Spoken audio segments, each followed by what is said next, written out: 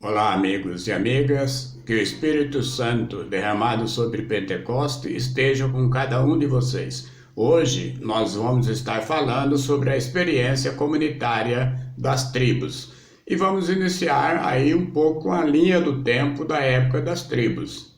Então nós temos esse período no ano 2200 a 1000 antes de Cristo. E aí tinha várias propostas que era a época, a ocupação da terra e o tribalismo igualitário. Dentro desse quadro, nós temos alguns personagens que não são bíblicos. Por exemplo, os reis cananeus. E alguns personagens bíblicos.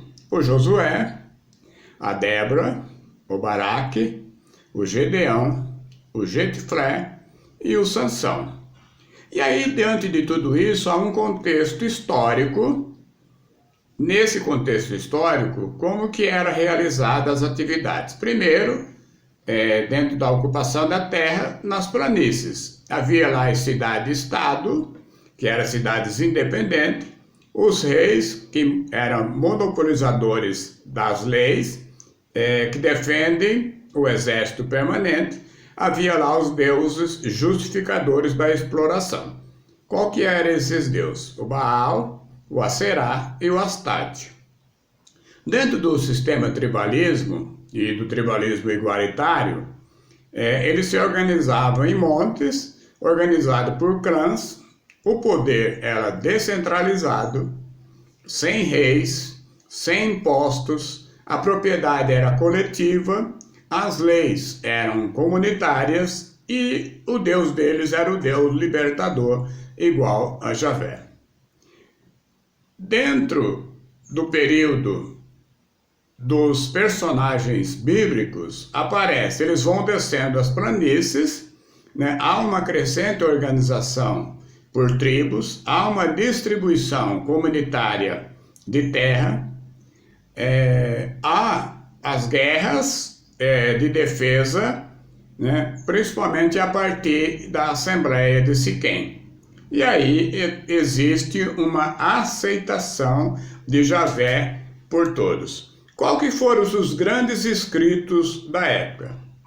Os primeiros fragmentos escritos foi o Cântico de Débora, está no livro de Juízes, no capítulo 5, os Mandamentos, que está no Êxodo 20, versículos de 1 a 20, e o Código da Aliança. O Código da Aliança também aparece no capítulo 20, em diante. Mas eu gostaria de pegar aqui um salmo, o Salmo 19, que esse Salmo 19 ele vai mostrar para nós um pouco também essa experiência desse Deus, que é um Deus libertador, é um Deus que está presente principalmente lá nos clãs e nas tribos. É o versículo 2 até o versículo 7 do Salmo 19. O céu manifesta a glória de Deus e o firmamento proclama a boa obra de suas mãos. O dia passa a mensagem para outro dia, a noite a sussurra para outra noite. Sem fala e sem palavras, sem que a sua voz seja ouvida. A toda a terra chega o seu eco, aos confins do mundo a sua linguagem. Aí ele pôs uma tenda para o sol, e este sai, qual o esposo do seu quarto, como herói alegre, percorrendo o seu caminho. Ele sai de um extremo do céu, e o seu percurso vai até o outro lado. Nada escapa ao seu calor. A lei de Javé é perfeita, um descanso para a alma. Então esse salmo, ele mostra que é um hino de louvor, num estilo sapiencial, e acaba enaltecendo a glória de Deus, que criou a ordem da natureza e também de todo o mundo. Então a gente dá para perceber tudo isso. E quais foram os grandes escritos da época? O Josué, né? A partir do capítulo 1 até o 12, e depois do 23 ao 24. Também o livro do Deuteronômio, no capítulo 31 até o capítulo 34. E depois o Eclesiástico, no 46. Então, dentro dessa atividade, aparecem alguns outros textos ainda também aqui. O Êxodo 19 até o 24, e depois vai do 32 até o 34. O livro dos Números, no capítulo 31 até o capítulo 36, e também o livro de Juízes, no capítulo 1 até o capítulo 18. Neste momento, aparece aí a ocupação da terra. Essa ocupação da terra está dentro do livro de Josué. O livro de Josué, nós sabemos que é o 6º livro da Bíblia. Esse 6º livro, ele constitui o início dos livros históricos. Por quê? Narra desde a indicação por Deus, aí da missão de Josué, a sua entrada na terra prometida com o povo hebreu. Nós sabemos que Moisés conduziu o povo até a sua morte. Depois Josué é que consegue entrar na terra prometida com o povo hebreu, lá por volta do ano 1250 a.C. A repartição da terra entre as 12 tribos e até a sua morte. Há todo um contexto histórico em toda essa situação. Por quê? Josué sucedeu a Moisés na condução e na animação do povo. E a ele se atribui os êxitos militares durante a conquista da terra. No entanto, se nós fazermos uma leitura mais atenta do livro, mostra que a tomada da terra, ela foi fruto de um processo lento, com estratégias diferentes, ocorrendo de forma não linear entre as tribos. A gente pode ver isso no livro de Josué, capítulo 19, versículo 47, ou então em Juízes, capítulo 5, versículo de 15 a 17. Por causa disso, é muito difícil fazer uma reconstrução exata do que aconteceu. O livro ele foi escrito 500 anos mais tarde, já em outro contexto, com outras preocupações. Assim, este é um escrito muito mais teológico do que histórico. Há várias teorias que tentam aí explicar como se deu a ocupação da Palestina pelo povo de Israel no tempo de Josué e dos Juízes. E nós podemos destacar 3. Primeiro, a ocupação poderia ter ocorrido de maneira violenta. Segundo, a ocupação teria ocorrido de maneira pacífica. E terceiro, a ocupação teria ocorrido de maneira parcial. Na ocupação ocorrida de maneira violenta, foi através das campanhas militares que foram lideradas por Josué. Esta é a teoria mais antiga. Entretanto, não leva em consideração a crítica literária das fontes, ou seja, o fato de que o livro foi escrito muito tempo depois do ocorrido. A ocupação pacífica, ela teria sido através de uma lenta infiltração da imigração de tribos, principalmente as tribos seminômades, em via de sedentarização. Essa teoria, entretanto, não explica suficientemente a luta que houve e de que a Bíblia fala com muita insistência. Então, a ocupação que teria ocorrido de maneira parcial, só nos planaltos centrais da Palestina, porque anteriormente esses planaltos eram despovoados e agora estavam ocupados pelos camponeses e pelos pastores. Esses camponeses e esses pastores, eles se refugiaram diante da opressão cidade-estado. Então essa teoria é uma teoria mais recente. Nas melhores terras, as terras das planícies, nós temos aí as fortalezas, chamadas das cidades-estado, e as que seriam as fortalezas cananeias. Aí aparece aí Jericó, Ai, Laquisque e outras. Estes reinos teriam sido destruídos por uma revolta, que foi uma revolta liderada por Moisés, recém-chegado do Egito. Esse grupo, liderado por Moisés, ele tinha escapado aí do domínio do faraó, nas mesmas condições da população da Palestina. Essa população que tentava escapar do domínio dos reis de Canaã. E a fé em Javé, ela permitiu a unificação desses grupos. Era uma unificação necessária para que o movimento de libertação acontecesse. Então, a partir dela, nasceu como compromisso uma nova maneira de organizar a vida e de organizar as relações interpessoais. Dessa união, aos poucos, surgiu um povo. Esse povo foi constituído de 12 tribos. Um ponto alto dessa formação foi a Assembleia de Siquém, que está no livro de Josué, capítulo 24, versículos de 14 a 24. Você pode ler aí na sua casa, com bastante calma, com bastante atenção, para você poder entender como que funcionou essa Assembleia de Siquém. Tudo que a gente fala da Bíblia, a gente traz uma memória, né? E aqui também não seria diferente, porque ela ocorre de maneira especial, essa memória, nas celebrações comunitárias, lá como em Guigal, né? No livro de Josué, capítulo 4, versículo de 19 a 24. As assembleias que foram convocadas por Josué são as mais completas memórias das vitórias e também da derrota do povo de Israel nessa época. Elas acabaram sendo retomadas mais tarde para enaltecer os grandes feitos de Javé na vida do povo.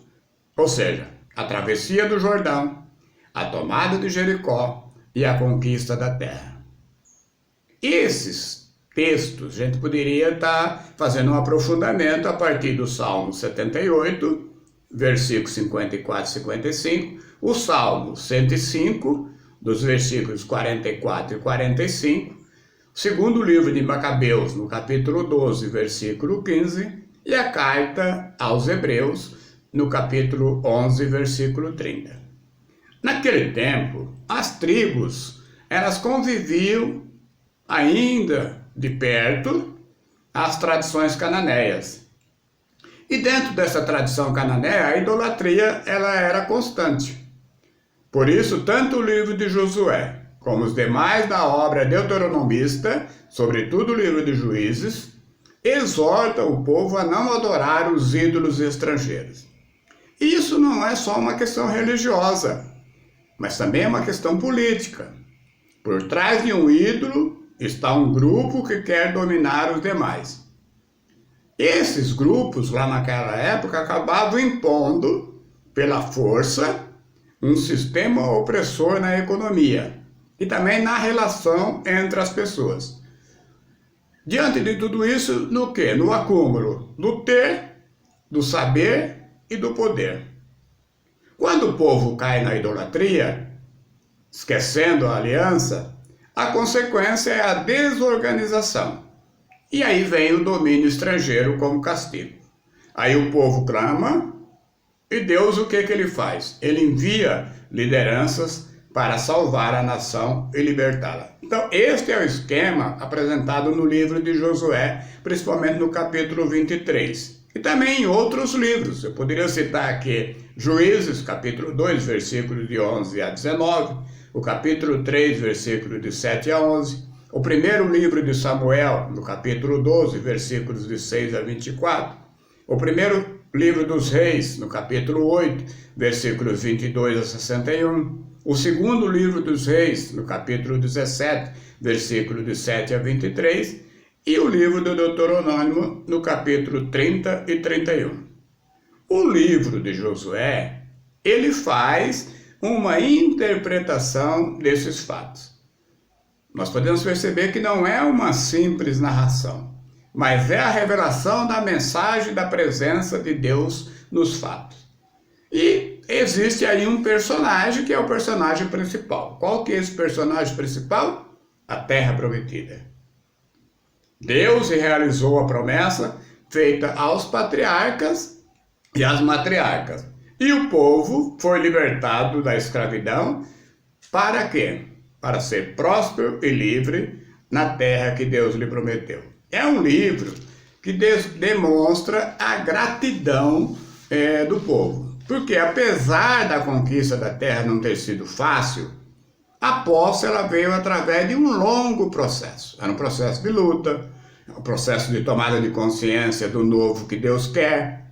Sem esses elementos, por exemplo, sem luta, sem consciência, sem bênção, a terra prometida teria sido apenas um sonho de um povo oprimido.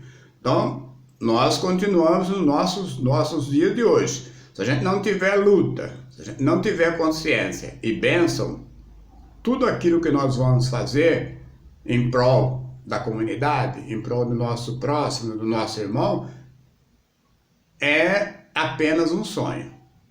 Agora, quando nós temos luta, quando nós temos consciência e nós temos a bênção de Deus, esse sonho se torna realidade.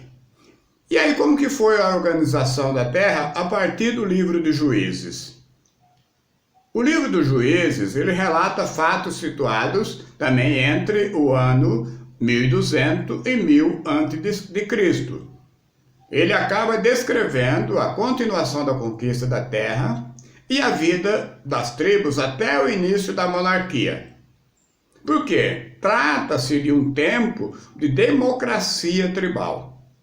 O livro de Juízes, no capítulo 17, versículo 6, depois no 21, 25, ele mostra como que foi esse momento, porque ele foi cheio de dificuldades. Por quê? As tribos, elas são governadas por chefe, ou seja, lá os juízes, que aparece com mais ênfase em épocas de grande dificuldade. Mas eles acabaram unindo e liderando as tribos na luta contra os inimigos. Então, em Juízes, capítulo 2, versículo 6, depois no capítulo 3, versículo 6, o autor mostra que para levar à frente um projeto social, é preciso manter a memória ativa ou a consciência histórica. E essa memória ativa ou essa consciência histórica é adquirida através da resistência e da luta. Mas isso nem sempre acontece. Então, o livro de Juízes, capítulo 2, versículos de 11 a 16, ele apresenta essa dinâmica. E essa dinâmica ela é apresentada em 5 pontos. O pecado, o castigo, a conversão, a graça e os juízes maiores. O pecado é igual uma alienação da consciência histórica. Como que aconteceu esse pecado? O povo abandona Javé, o Deus que produz liberdade e vida, para servir aos ídolos que corrompem, gerando um sistema social injusto. E o castigo foi a perda da liberdade e da vida. E a conversão? É igual, volta à consciência histórica. O povo, ele precisou aprender pela dor que só em Javé há vida. Por isso, clama a Deus pedindo perdão pela sua infidelidade. E a graça? A graça que é igual libertação. Javé responde ao clamor, fazendo surgir líderes, juízes, que organizam o povo e o ajudam a reconquistar a liberdade e a vida. Os juízes maiores, que são aqueles que aparecem quando a situação está muito difícil, nós podemos citar aqui o Otoniel, o Aode, a Débora, o Gedeão, o Jetfré e Sansão. E os menores, que servem ao povo no seu dia a dia. Desses, pouco se sabe, mas o livro apresenta alguns nomes, como Sangar, Tola, Jair, Abezã, Elon e Abidom. O termo juiz, ele indica alguém que faz justiça através de uma ação direta. E aqui na Bíblia ele é identificado como o libertador. Que tal se hoje também esses juízes fossem usando do seu poder, da sua eficácia, do seu conhecimento para trabalhar a libertação, principalmente a libertação dos pobres, dos oprimidos, daqueles que sofrem. E para a gente fechar nesse momento, eu traria aqui algumas chaves de leitura. Então, o livro de Juízes, ele é primordial para a história e da fidelidade de Deus ao seu povo. Por quê? Este está sempre caindo na idolatria, sendo infiel à aliança. Mas a gente tem um fator importante, que Javé não o abandona. Então, o texto mostra o processo da constituição do povo de Israel. E é um processo cheio de dificuldades, mas que pouco a pouco ele atinge o êxito, graças à intervenção de Deus. E hoje ele é muito atual, esse tema. Diante das dificuldades, Deus ainda suscita lideranças aí para animar as comunidades, principalmente a ser profética, a ser lutadora. E esses juízes de hoje, homens e mulheres, são comprometidos com a causa do reino, nos ajudam a tomar consciência dos ídolos e a voltar na fé do Deus verdadeiro, ou seja, o Deus libertador, para que nasça no nosso continente uma sociedade mais fraterna e mais igualitária. Aí seria uma sociedade sem faraós, sem reis, mas uma sociedade governada pelo ideal comunitário. E como conclusão, nós podemos nos valer de um trecho do Canto de Débora. Mulher forte, juíza, destemida, que ajuda a libertar o seu povo. Chegaram os reis para o combate. Os reis de Canaã combateram em Tanak, junto às águas de Meguido, mas não ganharam uma peça de prata sequer. Do alto céu, as estrelas combateram e de seus caminhos lutaram contra Sisara. Desse modo, pereçam teus inimigos. Javé e teus amigos sejam fortes como o sol em seu fulgor. Então, o livro de Juízes, capítulo 5, versículos 19, 20 e 31. Então, um pouco isso dessa experiência comunitária das tribos a partir do livro de Juízes e Josué. Pode fazer as suas considerações, as suas críticas, sugestões, através do WhatsApp 11 973 76 75 19. Você pode também entrar no Twitter, @sebes2013, ou na página do Facebook, Edmundo Alves Monteiro. E também aqui através do nosso YouTube. Obrigado e um bom domingo a todos.